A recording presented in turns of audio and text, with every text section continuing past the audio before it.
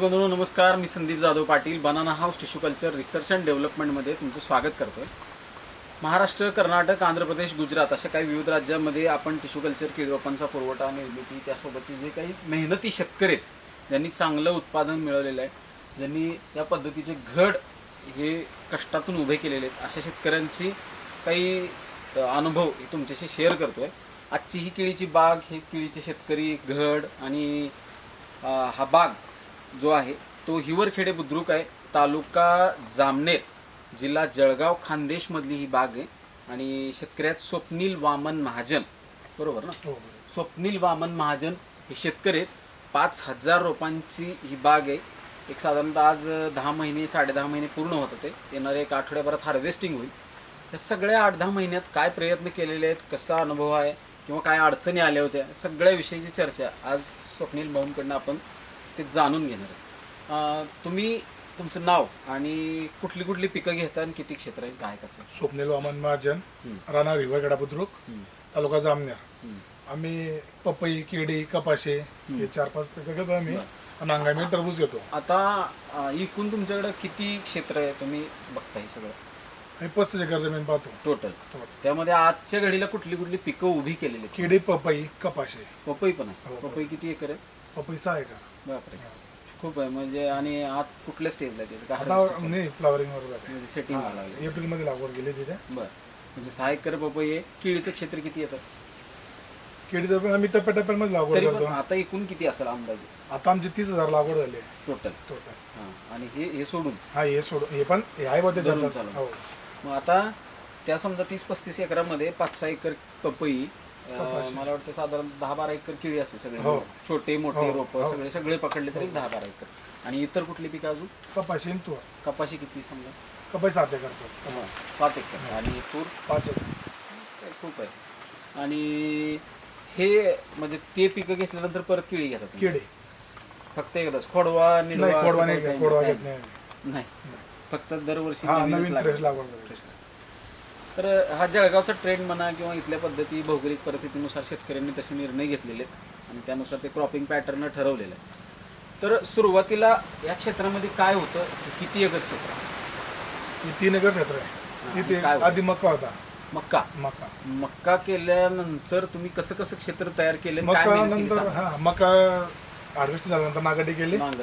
नंतर आम्ही सप्टेंबर महिन्यात बगीचा लावला. डायरेक्ट नांगरटी? पण बेड काय? नाही, बेड नाही, डायरेक्ट सपाट ज्वारीच केला. पण रोटर मारला? हो, रोटर मारला आणि पडू दिलं जे. सप्टेंबर महिन्यात आम्ही 25 सप्टेंबरला लागवड केली होती. आणि शेणखताचं काय? शेणखत आम्ही गोशाळेत टाकतो.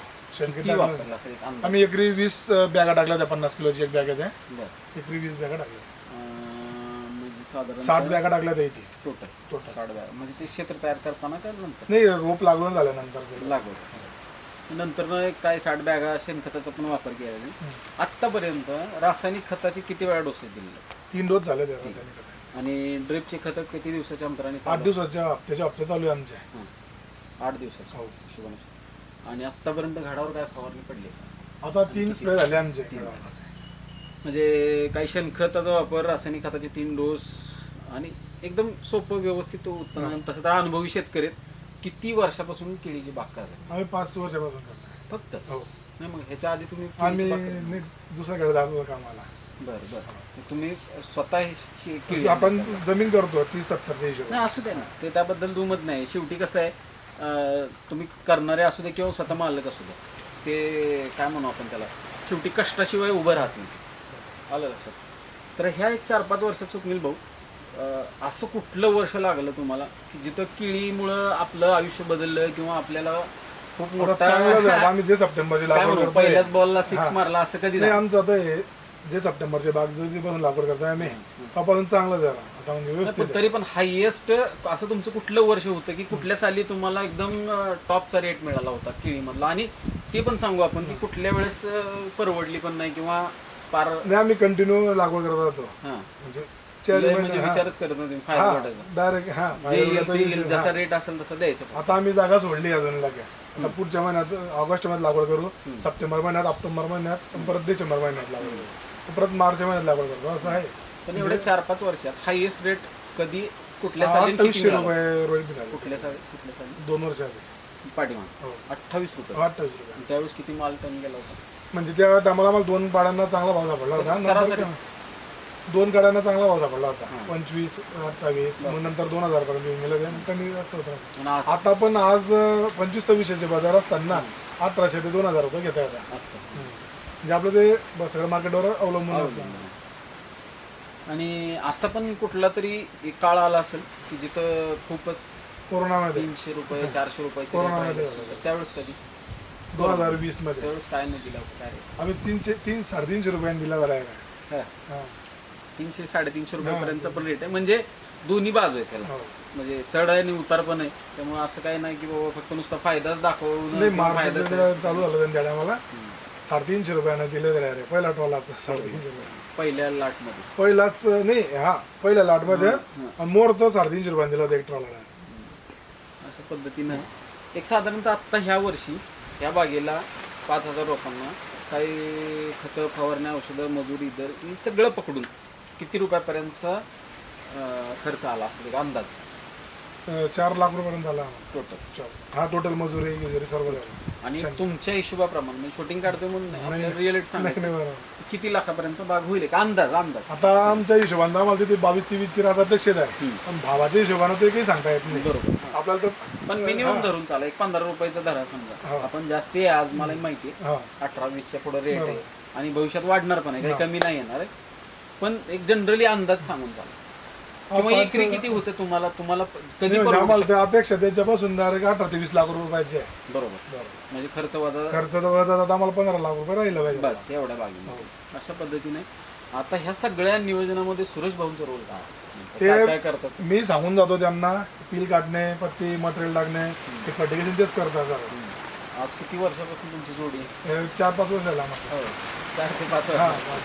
आता हसायला लागले ते कॅमेऱ्यात दिसते शेतकरी सगळे बघणार आहेत तुम्हाला.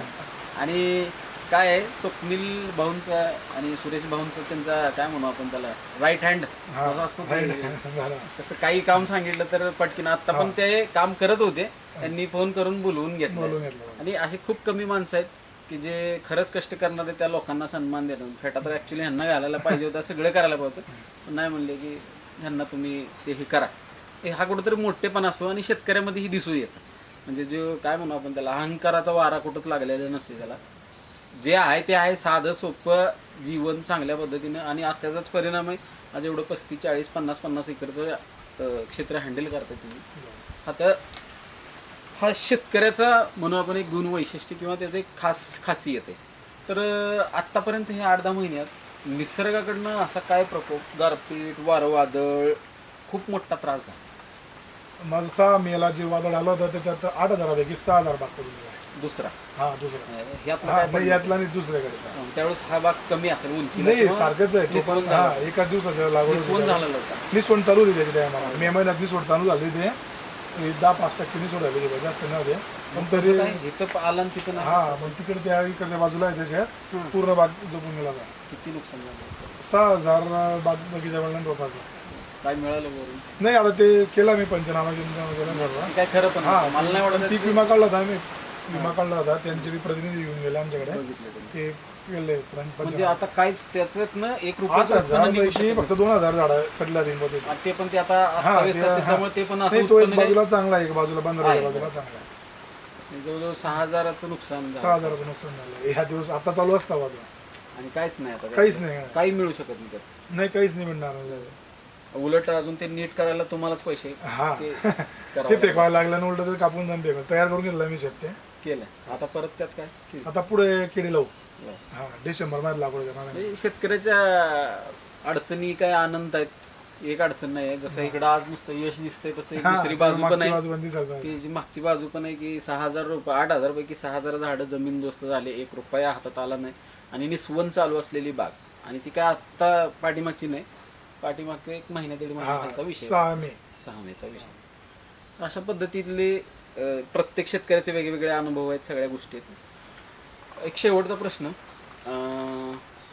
ही ज्यावेळेस निस्वन सुरू झाली तर किती पंजे आणि किती महिन्यात निस्वन सुरू झाली? निसवड सुरू झाली त्याला आम्हाला 10 ते म्हणजे 12-13 पण पंजे आले त्याचे. पण आमच्याकडे ते रेटचे हा व्यापाराच्या हिशोबाने आम्ही 8च पण पंजे.